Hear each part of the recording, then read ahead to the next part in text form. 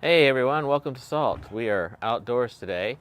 One, because we're still unpacking from our last trip, and two, it's kind of nice out here, so we thought we'd do outside in our massive front yard on the little park bench we have just right off the driveway for 4 different housing units. So if you hear cars go by, it's because they are going by right next to us. Anyway, we are here in Texas. It's a nice day, and looks like we might be getting another stream of good weather, so yay for us as we just left some pretty cold weather. Not too bad, but Nebraska and such, and yeah, so we are back. Yes, we are. And we actually got snow when we were up in Omaha this time. Yeah. And, they said it was going to snow for a couple hours early in the morning. And I thought, oh, that's nice. We'll get up to a little sprinkling of snow on the ground and they'll melt off. And that's fine. But we got up, it was at least an inch of snow or more. And it was still snowing. Great big snowflakes ended up coming down. Yeah. Yes, I told Aspen to wake up. Merry Christmas. Oh, no gifts, Yeah, but. I thought I was dreaming it, or the time before we were in Omaha, it was a lot of snow, so I thought, wait a minute, did I just dream all of life and I'm still back in December in Omaha? Because it just, wow, it was crazy. But anyway, yeah, we're back, and thought we'd talk today a little bit about something that happened in Sabbath school.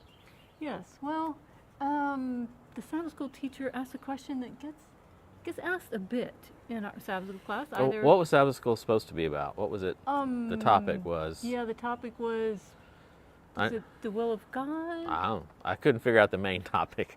I know last week was supposed to be the ceremonial law versus the moral law. This week, I think it was the law changes your heart and mind, I guess. Maybe something like that. And no, I thought I did go over the Sabbath school lesson before I went to Sabbath school this morning. Yeah. I thought it was about the will of God and such. But yeah, anyways, the teacher asked a question, like I said, in our Sabbath school, it gets asked often enough between the people that are attending and the teacher who's teaching. But basically, how is it that we set aside what we want to do and we do the will of God? And there were various answers, and I wasn't going to answer this time because I usually do. And no. And finally it drug on long enough, so I thought, oh, fine, I'll put in my 2 cents. And I said, you know what, in the book Steps to Christ, it says that every day we are to give our will to God and accept His will for us, and to ask for the Holy Spirit to be able to help us live out the will of God, right? And it seemed to fall fairly flat, and I thought, well, oops, but moving on, right? But then later someone else kind of grew that. Her answer was much better. But Brett's going to put that in a... I don't know, it was much better. Your answer was good. It was just kind of, I don't know why it didn't go in, because that the fundamental seed of it is every day you go to God and you say, yep, it's a new day, God. And no matter what happened in the past, today is a new day. And so today I want to do your will. So your will, not my will. And that's every day. And that's, in recovery, we call that one day at a time. And it's the same principle in Christianity. And that's what you were talking about. I don't know if everybody got it or not, but that's the essence of what happens. And then there's a couple in front of, she works in high school and she teaches psychology, and I talk a lot about recovery, so our ideas oftentimes are kind of hand in hand. And she was talking about what's called neuroplasticity, and it's one of the things about how you change your mind, and or change the tendencies of your mind and your habits and your personality and character. And for a lot of people, especially teenagers, the idea is that there's reinforcement when you can physically do something to enhance the behavior you're trying to change. And so she talked about they would take them through their, like close your eyes and picture a room, And in your room, picture things on the wall in your room that are, you know are bad for you, have been causing you pain, da da da.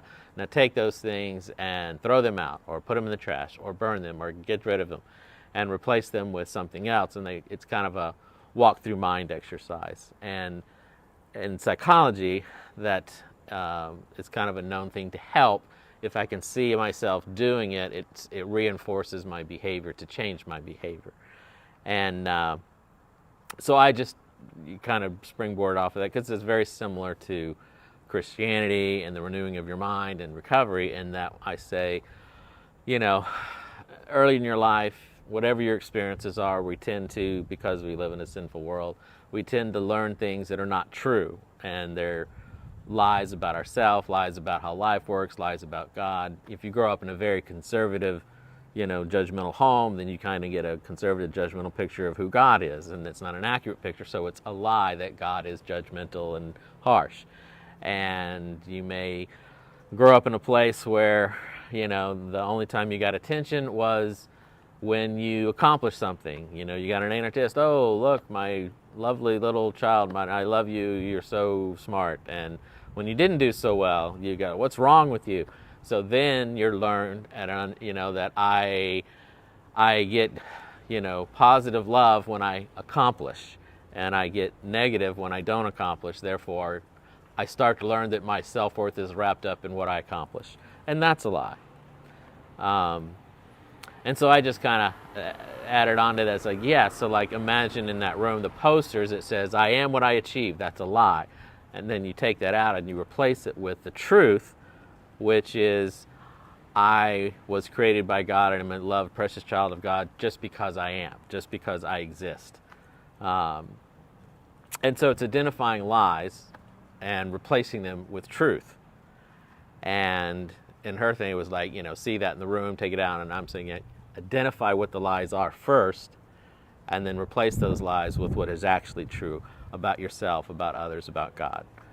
And but that is the everyday going in, the first thing, God, here I am, work your will in me. And today we learn this, and we work on replacing that with, taking out the bad and the good.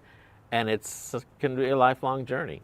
It happens at different rates for different people. And I was trying to relate that to the renewing of your mind, and that is the Holy Spirit working in you and guiding you and changing you and da-da-da-da-da. And that was the idea behind here. Because the guy was like, how do you do that? How does that work? How does that, which is a good question. And then, well, here's kind of the nuts and bolts of it. Every single day, this is what you do.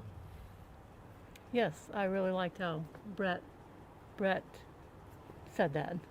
So, yes, when it came time to do salt today, I was like, this is what you're doing, Brett. Thank you. Yeah. I guess we should close with the last thing, is that men cannot just sit and think of nothing. Time to get this show on the road. Oh my goodness. Oh, I don't know. Something else that was said, many other things were said in Sabbath school that Rand did a good job of keeping me from jumping out of my seat. That was one I had to correct, though. No one thinks nothing.